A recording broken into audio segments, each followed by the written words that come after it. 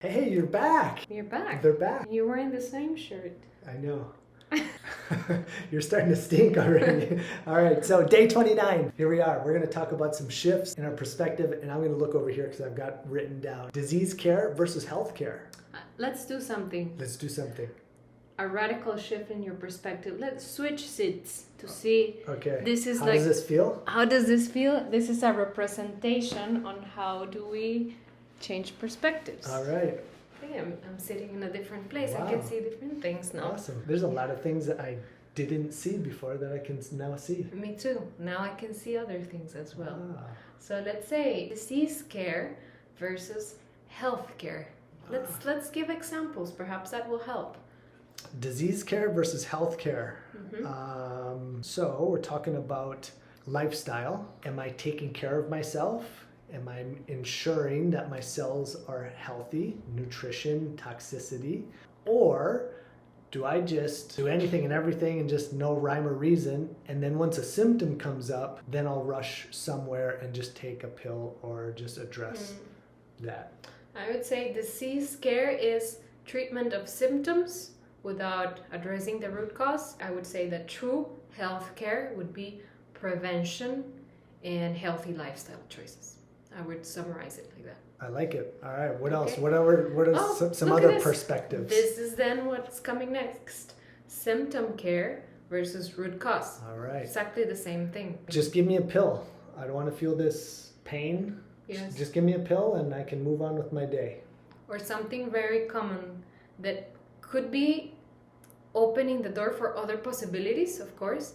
But a lot of people also is focusing on, okay, well, maybe a more natural perspective, but just tell me which supplements I have to take. Again, is the same program of consuming pills, thinking that just the supplements are gonna do the work, instead of doing all the health or the healthy lifestyle choices that require change, that require discipline, that require to be sometimes uncomfortable. I don't have time for that, Lau. So just give me some supplements and let's see. Again, this could be the opening the door of something greater. However, this is not the true, not addressing the root cause of the problem.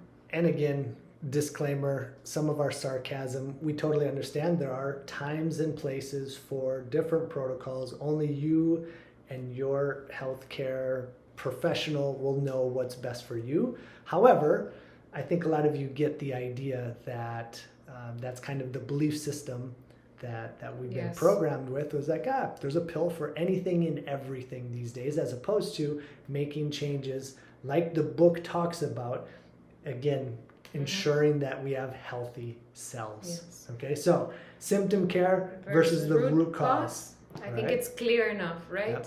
Very similar, doctor care versus self-care. Okay. So this is very interesting too. We've got a lot of people that come to us or they ask us, and they're basically giving all of their power, all of the responsibility, all of their answers, health is basically put in the hands of somebody else. Now, we totally get it. There are people that have spent tons of time and energy studying and understanding the body and how things work. So there's a lot of valuable information there.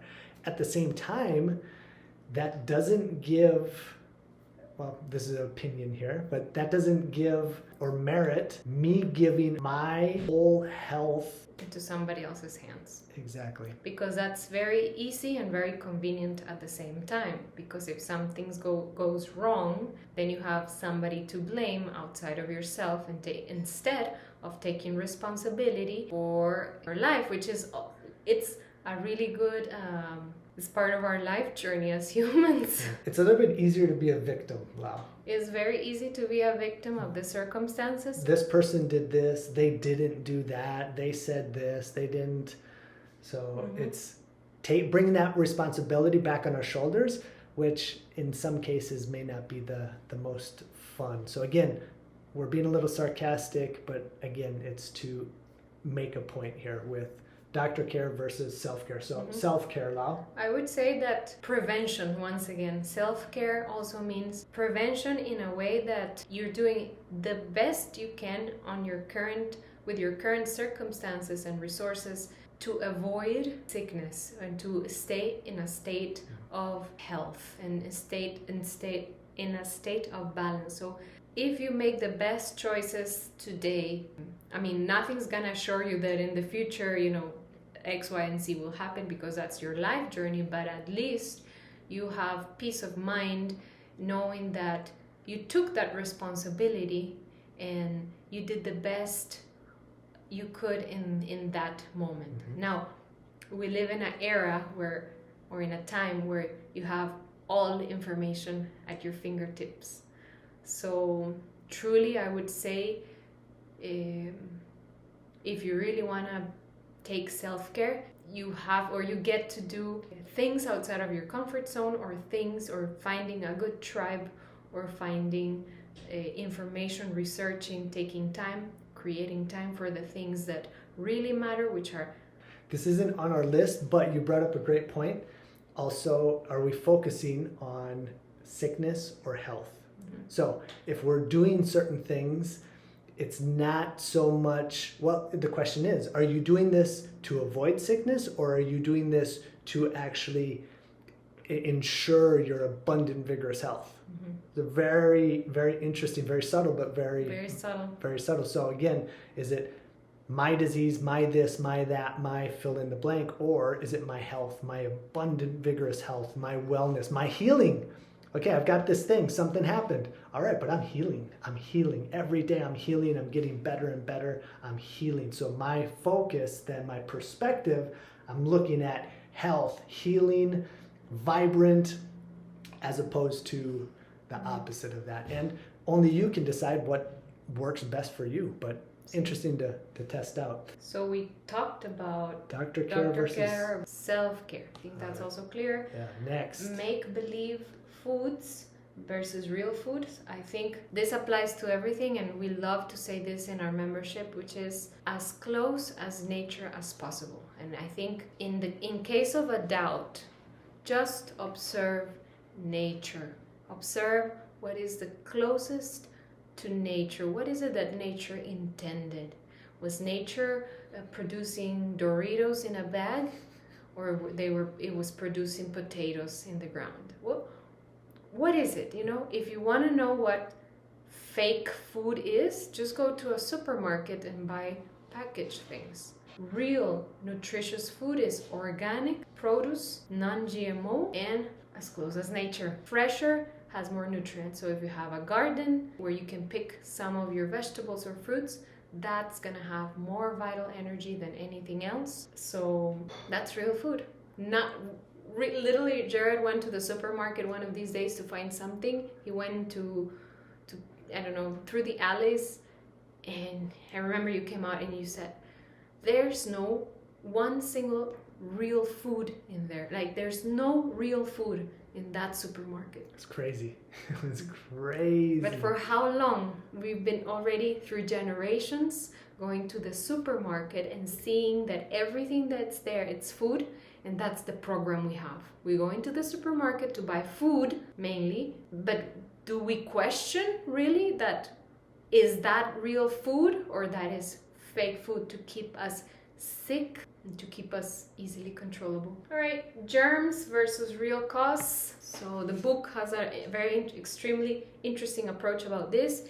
It doesn't mean that if you're in an office and your coworker is sick, it doesn't mean that if he's coughing and is super sick, you're gonna get this sickness as well. We tend to think that this is the norm. Everybody in the office is sick, so you get sick. But if your immune system is working properly, you would be able to go anywhere with any circumstances of infectious disease, and your immune system will fight against and you will be in a state of health. The book explains really well. Read the book again. Versus read the book. The real cause. The real cause of sickness is a deficient or disbalanced immune system. Which the root is nutrient deficient cell or a toxic cell. Okay. So then we've got toxic versus non-toxic living. So we talked about all of these different things, from skincare to or cosmetics, things that we're putting on our skin. We're talking about things that we're using to clean the house or the office or the space that we're in, those types of chemicals, laundry. We're talking about air fresheners. We're talking about all of these things that are in the environment that are being breathed in, on contact in our skin or wherever it is, that then produces, oh, this beautiful smell, this minty fresh, fill in the blank, right? But how toxic are those things really? So toxic versus non-toxic living. See, I mean, if you work in Bed Bath and Beyond, if you're working there, you're exposed to an extremely highly toxic environment. Even if you're using those gels like hand sanitizers, body splash, scented candles, scented trees in your car, like you're being exposed to a highly toxic environment, which leads to toxic living, which leads to a deficient immune system. There we go. So also active versus sedentary. Again, we all know this. You don't need us to tell you that. I mean, this is common sense already. We need to move our body. We can't just sit all day. We got to move. We got to exercise. That's what our bodies are designed for, close to nature. Like, look at nature. We have these beautiful limbs and fingers and all these amazing ways that we can move our body because for a reason, to use it. We don't use it, we lose it, as you know. So exercise. What are you waiting for? Exactly. What are you waiting for? And if you have too much body pain, I'm sure you can find something that can help you, whether it's in the pool, maybe it's less intense when you're swimming or when you're doing aquatic things, but there are alternatives. There's also Tai Chi, there's very gentle yoga, but you have to start somewhere, because if you are young, let's say you're young and you already have some sort of difficulty in mobility, just imagine how it's going to be in 5 years or 10 years. And when Lao says when you're young, if you're young, she's talking if you're younger than 90 years old.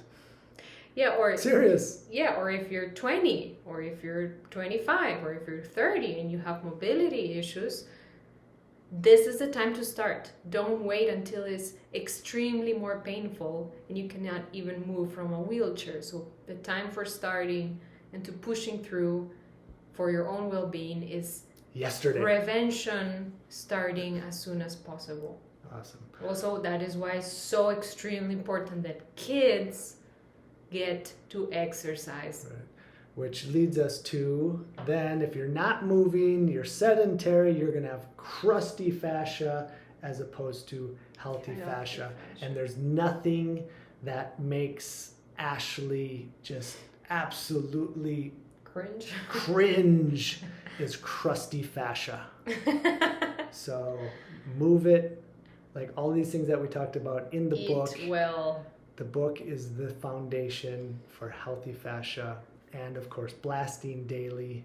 So, manage your emotions. Hashtag no more crusty, Lau. No more crusty. No more crusty. All right. I think that's for today. What are we going to do tomorrow? Tomorrow? Day 30.